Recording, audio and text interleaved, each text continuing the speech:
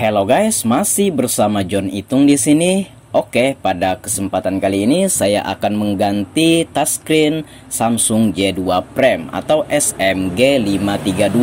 Ini kendalanya touchscreennya error di bagian tombol resetnya kayak gitu. Dia kadang-kadang terpencet sendiri secara otomatis padahal kita nggak pencet. Tapi ini kadang-kadang nggak senantiasa dan nggak selalu muncul. Nah kadang kita lagi asik-asik nonton YouTube dia muncul kayak gini. Ya otomatis lah kita terganggu. Sehingga orang yang punya HP ini membawa HP-nya ke counter untuk perbaikan. Tapi di sini ini harus diganti touchscreen-nya, tidak bisa diperbaiki, harus diganti. By the way, harga touchscreen untuk Samsung J2 Prime ini sungguh sangat murah sekali. Di Shopee, Bukalapak, Tokopedia di bawah 20.000 harganya ada. Baiklah, di sini kita cek touchscreen-nya berfungsi semua ya, tidak ada yang tidak berfungsi. Namun yang terkendala hanya tombol reset yang aktif secara otomatis itu kadang-kadang dan cukup membuat kesal yang punya HP ini sehingga dibawa ke counter. Baiklah, di sini langsung kita kerjakan. Di sini udah saya matikan dan bersiap untuk membuka baut-bautnya. Oke. Nah, kita buka semua, buka memory cardnya, kita buka baut-bautnya, semua kita buka ya. Saya percepat video ini untuk mempersingkat durasi yang ada. Saya harap teman-teman paham aja walaupun saya percepat, karena kalau nggak dipercepat, wah waktunya lumayan panjang ini. Karena saya servis HP itu santuy banget ya, tidak buru-buru sehingga ketika editing ya harus dipercepat. Baiklah, di sini saya udah melepas baut-bautnya, jangan sampai ada yang tersisa. Nah, selepas ini dilepas bautnya, kita akan mencongkel menggunakan alat pencongkel atau mika pencongkel. Ini terbuat dari touchscreen tablet Advan yang kacanya udah saya buang, saya ambil mikanya dan ya tentunya teman-teman teknisi pasti tahu aja lah ya. Nah, untuk teman-teman yang baru di dunia servis HP ya mungkin belum tahu. Makanya di sini saya kasih tahu. Baiklah, di sini saya bersiap untuk melepas penutup belakangnya di sana. Nah, karena ini belum pernah dibuka sebelumnya, ini sangat kuat sekali. Tapi karena kita udah biasa membuka yang macam ini ya kita santuy aja. Walaupun memakan waktu yang tidak sebentar juga. Karena ini perlu kesabaran ya, tidak boleh terburu-buru. Kita harus melakukannya dengan santai. Baiklah, di sana saya bersiap untuk membukanya. Nah, di sana kita udah lihat udah terbuka walaupun cuma sedikit ya, kayak gitu. Oke, kita buka bagian samping-sampingnya dan udah tuh mulai kebuka ya. Nah, tuh mulai kebuka, jadi santai aja, nggak usah buru-buru walaupun videonya saya percepat. Nah, akhirnya kebuka juga tuh ya. Baiklah, kemarin saya beli touchscreen ini harganya di bawah 20.000 ya di Shopee. Banyak banget yang jual dan touchscreennya bagus banget dan nggak ada kendala ketika saya memasang di HP ini. Harganya cukup terjangkau, hanya saja buat teman-teman yang belum tahu memasangnya agak sedikit kerepotan. Kalau mau irit biaya ya pesan aja sendiri touchscreennya, kemudian minta pasangkan di abang servis ya, paling bayar 50.000, 20.000 ya tergantung teknisinya juga sih. Baiklah, di sana saya udah melepas. Nah, di sini saya akan melepas lagi LCD yang dilem dengan touchscreen. Kita akan pisahkan dulu touchscreennya, kita akan congkel dulu touchscreennya ya. Ini saya mencoba mencongkel LCD dari bawah sana, tapi saya akan mendahulukan mencongkel touchscreen-nya. Iya. Nah, di sana perhatikan, kita congkel. Iya, kita congkel dari bawah LCD-nya ya. Oke, pelan-pelan. Nah, di bawah LCD itu ada lem ya atau double tip. Tapi nggak terlalu kuat kok. Nah, di sini saya akan mengambil touchscreen-nya terlebih dahulu. Ya, saya akan mencongkel touchscreen-nya. Nah, ini karena belum pernah dibuka, kerasnya ini ya lumayan lah ya. Apalagi kalau kamu baru pertama kali membuka ini, ya agak sedikit kesusahan tentunya. Nah, karena kita udah biasa aja dalam membuka ini, ya udah biasa juga. Walaupun seperti yang saya bilang tadi, memakan sedikit waktu. Nah, tuh udah mulai kecongkel. Tapi untuk menembusnya itu ya perlu kesabaran juga karena lemnya ini kuat banget. Kita takutnya kalau kita paksa dia pecah kayak gitu ya. Kalau touchscreen-nya pecah nggak apa-apa, toh mau diganti juga. Tapi kalau LCD-nya yang pecah, nah itulah yang menjadi persoalan kita nantinya. Keluar lagi kita biaya kan. Baiklah, di sini saya udah mencongkel-congkel. Nah, itu saya congkel kadang dari bawah untuk mencongkel LCD-nya. Nah, itu saya angkat-angkat ke atas. Di sini memang perlu adanya kesabaran. Kalau kita tidak sabar, atau kalau kita emosi, atau kita banyak pikiran, ya nggak bisa, nanti kerjaan kita bakalan nggak karu-karuan, bahkan bisa menyebabkan kerusakan yang terjadi pada HP ini. Jadi di sini harus sesantai mungkin, jangan ada paksaan, jangan ada pikiran, jangan ada kekhawatiran dalam mengerjakan HP ini. Pokoknya sesantai mungkin kita, dan ya itu santai aja. Nah, itu udah mulai kebuka. Iya, udah mulai kebuka, perhatikan. Nah, pelan-pelan aja di sini ya, pelan-pelan. Kita ambil lagi dari atasnya sana. By the way, untuk mencongkel bagian atas itu jangan terlalu dalam, karena nantinya takutnya kena kabel fleksibelnya. Itu hanya bagian-bagian atasnya yang sedikit itu saja ya, yang saya congkel itu. Iya, nah kayak gitu. Oke, hampir kebuka. Hampir kebuka, kita akan lihat ya, hampir kebuka. Nah, itu saya congkel lagi. Iya, iya. Nah, akhirnya syukurlah di sini udah kebuka touchscreen-nya dan LCD-nya, walaupun masih melekat antara touchscreen dan LCD. Nah, di sini kita akan pisahin lagi. Kita lepas dulu kabel fleksibel touchscreen-nya itu. Iya, karena ini masih original bawaan ya, agak sedikit keras kayak gitu. Nah, di sini perlu hati-hati juga untuk membuka atau memisahkan touchscreen dan LCD, karena bagian atas itu ada sejenis kaca yang nantinya kalau teman-teman salah dalam memisahkan LCD dan touchscreen-nya ini, bisa-bisa LCD-nya bakalan rusak atau ngeblank kalau seandainya ada kaca bagian atas itu yang pecah. Kenapa saya ngomong kayak gini? Karena saya pernah mengalaminya, yang dimana bagian atasnya itu saya salah dalam membuka, akhirnya ngeblank LCD-nya, dan yang tadinya bagus malah rusak. Nah, jadi ini harus hati-hati, nggak boleh kita pisahkan, kita angkat ke atas, nggak boleh. Karena ada kaca sedikit, nanti teman-teman saya tunjukin ya kaca apa yang saya maksud ini. Tapi buat teman-teman yang udah lama dalam dunia servis HP, tentunya tidak asing lagi dengan apa yang saya sampaikan ini. Nah, baiklah, itu di atasnya udah saya panasi menggunakan blower. Saya tidak mengangkatnya ke atas ataupun ke bawah, karena takutnya kacanya itu pecah ya, yang bagian dalam bukan kaca touchscreen, tapi ada kaca bagian LCD itu, yang dimana kemarin saya pernah mengalaminya, yang tadinya LCD-nya bagus malah rusak. Nah, jangan diangkat, cukup dipanasi menggunakan blower, kemudian kita goyang-goyang kiri kanan, kita angkat juga sedikit, tapi jangan terlalu diangkat, takutnya pecah ya, karena kacanya itu menumpuk di touchscreen-nya itu, sehingga kalau kamu angkat ke atas itu bakalan ketindis dan akhirnya pecah. Nah, di sana juga lemnya sangat kuat banget, sehingga kalau kamu angkat ke atas yang kalah adalah kacanya. Nanti saya tunjukin kacanya supaya teman-teman tahu apa yang saya sampaikan ini. Dan di sini ini sebenarnya video sangat lambat banget, ini serba hati-hati saya dalam memisahkan touchscreen dan LCD-nya ini. Apabila udah pernah dipisahin ya enak, tinggal diangkat aja udah kepisah. Tapi kalau belum pernah diangkat sama sekali atau masih original pabriknya ini bakalan susah banget ya. Nah, itu saya main-mainkan, geser kiri, geser kanan, panasi sedikit tanpa harus mengangkat terlalu tinggi. Jangan sampai diangkat terlalu tinggi.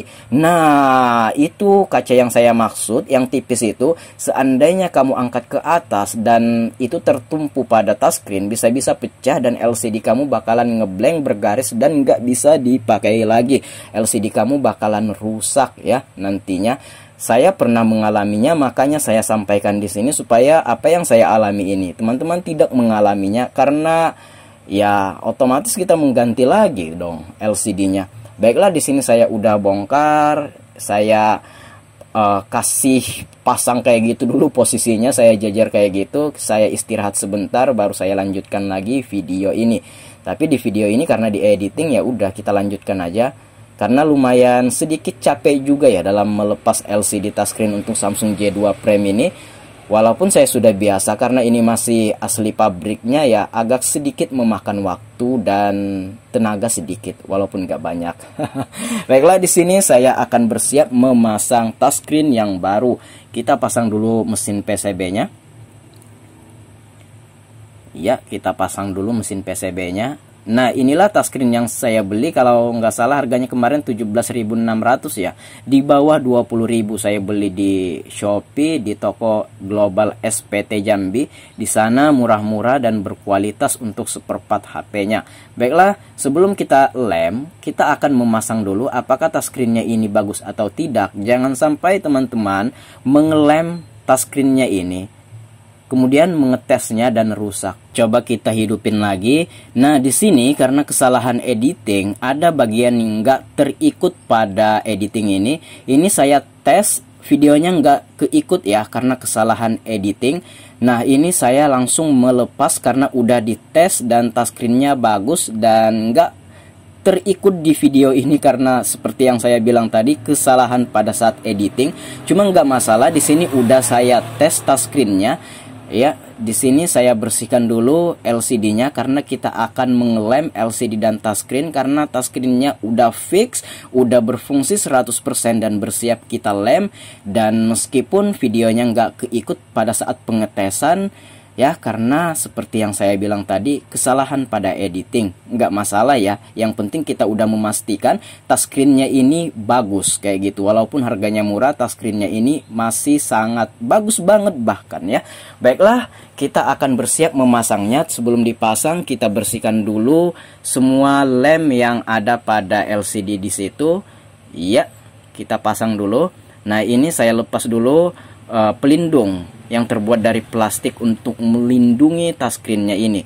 By the way, touchscreen-nya itu ada double tip, tapi itu tidak bisa dijadikan acuan untuk melengketkan karena touchscreen-nya itu kalau dikasih double tip kurang kuat. Jadi kita akan lapis lagi menggunakan lem. Double tipnya tidak kita lepas, hanya saja kita lapis menggunakan lem ya, sehingga lebih kuat nantinya. Baiklah, di sini saya udah bersiap untuk memasang ya, memasang mesinnya karena kita udah memastikan kalau touchscreen-nya ini oke. Nah, kemudian kita akan kasih baut, kita pasang semua baut-bautnya di sana ya. Kita pasang semua bautnya, kita akan memasang LCD dan touchscreen-nya kayak gitu ya. Nah, kita pasang dulu semua baut-bautnya. Dan pada saat pengetesan videonya nggak keikut karena kesalahan editing ya, nggak masalah ya. Yang penting kita udah pastikan ini benar-benar berfungsi sehingga kita nggak kerja dua kali. Buat teman-teman yang ingin memasang touchscreen dan LCD, pastikan dulu semuanya baik-baik saja sebelum dilem. Oke, di sini mengalami kendala lagi. Ketika kita ingin memasang LCD dan touchscreen-nya ini, malah tombol home-nya mengalami gangguan atau susah dipencet. Nanti kita perbaiki, nanti kita akan ganti, kita akan bersiap dulu memasang atau mempresisikan LCD dan touchscreen-nya ini. Kita kasih double tip di bagian belakang kabel fleksibel touchscreen-nya sana supaya nantinya kalau dipasang itu tidak bergeser-geser kayak gitu ya. Nah, baiklah, kita presisikan dulu, kita pasang. Nah, ini yang saya maksud, pas ditekan susah ditekan tapi bisa. Nah, ini mengganggu pikiran saya. Kemudian saya mencoba melepas pemencetnya yang terbuat dari besi kecil itu yang putih. Saya akan ambilkan dari pemencet Nokia, HP Nokia yang HP-nya udah rusak juga, tapi pemencetnya itu masih bagus ya. Ini dari HP Nokia ya. Kita bersihkan dulu pakai thinner. Iya. Nah, ini bakalan kita tempelkan ke sana lagi ya, dan kita akan kasih lakban ya, karena itu susah dipencet ya udah sekaligus aja. Nah, itu saya presisikan dulu. Iya.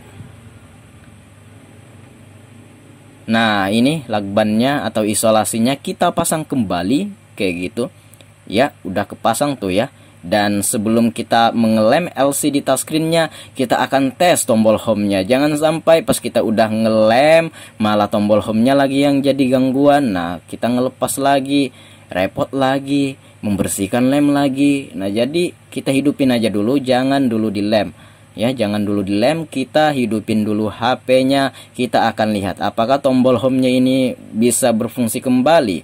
Ya, kita akan lihat. Iya. Ya, coba kita pencet tombol home-nya. Oh my god, dan berhasil. Oke, kemudian di sini saya akan mematikannya, kemudian kita akan benar-benar mengelem touchscreen-nya ini ya. Oke. Di sini saya bersiap. Ini udah saya lepas ya. Nah, karena HP-nya ini berwarna hitam, saya menggunakan lem T7000 yang berwarna hitam juga. Supaya apa? Supaya nggak belepotan aja kayak gitu. Takutnya nanti belepotan, ini akan jelek kelihatannya. Cuma ya nggak masalah juga sih. Yang penting teman-teman itu biasa aja dalam memasang HP ini. Apapun warna lemnya, jika teman-teman tahu memperkirakan berapa kapasitas yang seharusnya diolesin pada framenya itu ya, walaupun beda warna, teman-teman pasti bisa memperkirakan kayak gitu, sehingga nggak terlalu belepotan amat. Tapi saran saya, kalau HP-nya warna hitam ya gunakanlah yang lem warna hitam. Kalau memang ada, kalau nggak ada ya udah warna apapun jadi ya. Oke, di sini udah saya mengolesin semua lem pada framenya. Kemudian di sini saya akan bersiap mengelem touchscreen-nya. Oke, kita pasang dulu touchscreen dan LCD-nya. Dan tombol home-nya udah kita pasang juga tuh. Nah, oke. Di sini untuk menunggu lemnya kering perlu waktu 12 jam atau 1 malam. Sebenarnya 1 jam udah kering, cuma untuk yang di dalamnya itu masih belum maksimal pengeringannya, sehingga kita harus menunggu 12 jam untuk pengeringan maksimal. Nah, kalau udah kering ini bakalan susah banget buat dilepas. Bahkan bisa-bisa touchscreen kamu pecah kalau pengen dilepas. Nah, makanya lemnya ini bagus banget ya. Oke, di sini saya kasih isolasi kertas dulu untuk merapatkan LCD dan touchscreen-nya. Oke. Kenapa nggak karet gelang, Bang? Saya pernah menggunakan karet gelang, tapi kemarin saya mengalami masalah, yaitu LCD bagus-bagus saja. Pas saya rapatkan menggunakan karet gelang, malah buram. Saya nggak tahu apakah faktor dari karetnya atau memang LCD-nya nggak bagus, tapi pada saat kita ngetes LCD-nya itu bagus. Maka dari itu saya mengganti metode menggunakan isolasi kertas untuk merapatkan touchscreen-nya ya, sehingga tidak mengalami kendala lagi. Selama beberapa tahun saya menggunakan isolasi kertas dalam melengketkan LCD dan touchscreen. Nah, di sini saya udah skip, saya udah tunggu selama 1 malam dan HP-nya udah kering lemnya ya. Ini sudah saya skip, saya lepas dulu itunya, kabel flex, bukan kabel, melepas isolasi kertasnya ya. Oke. Kita lepas dulu isolasi kertasnya, kemudian coba kita hidupin ya.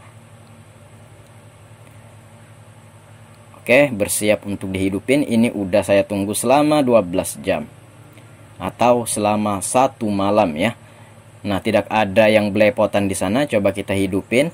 Nah, otomatis ketika kita ganti touchscreen kayak gini, otomatis permasalahan bakalan selesai. Yang tadinya tombol reset terpencet secara otomatis bakalan nggak ada lagi, karena itu murni 100% dari touchscreen yang error, ataupun misalkan tombol back yang error atau terpencet sendiri, itu dari touchscreen-nya. Silahkan diganti touchscreen-nya. Dan sampai di sini udah berhasil. Nah, itu adalah touchscreen bekas yang udah saya ganti tadi, dan di sini udah persoalan kita teratasi dengan mengganti touchscreen-nya. Oke, touchscreen-nya udah terganti. Baiklah, nah harga touchscreen-nya itu hanya 17.600 kalau nggak salah. Nah, by the way, ini pengen saya ganti juga baterainya. Kebetulan saya memiliki baterai yang second tapi masih bagus ya, karena baterainya ini kata orangnya cepat drop. Dia sekaligus ganti baterai. Ini saya copotkan dari HP sejenis yang HP-nya udah rusak, atau mesinnya kemarin udah saya jual kayak gitu. Nah, hanya kerusakan LCD. Saya kemarin beli HP rusak, kerusakan terjadi pada LCD untuk Samsung J2 Prime ini, tapi baterai sama mesin PCB-nya masih bisa dijual kayak gitu ya. Baiklah, di sini baterainya udah saya ganti juga dan permasalahan selesai, touchscreen-nya udah normal kembali. Dan jika teman-teman mengalami hal kayak gini, silahkan ganti saja touchscreen-nya. Baiklah, sampai di sini dulu. Semoga penyampaian yang saya sampaikan ini bisa dipahami. Jika ada yang ditanyakan, silahkan tanyakan saja di komentar. Jika ada pendapat lain, nyatakan di komentar. Di sini coba kita cek dulu fungsi touchscreen-nya berfungsi secara bagus dan 100% berfungsi. Baiklah, sampai di sini dulu. Sampai jumpa di lain kesempatan. Saya John Hitung. See you the next video, my brother.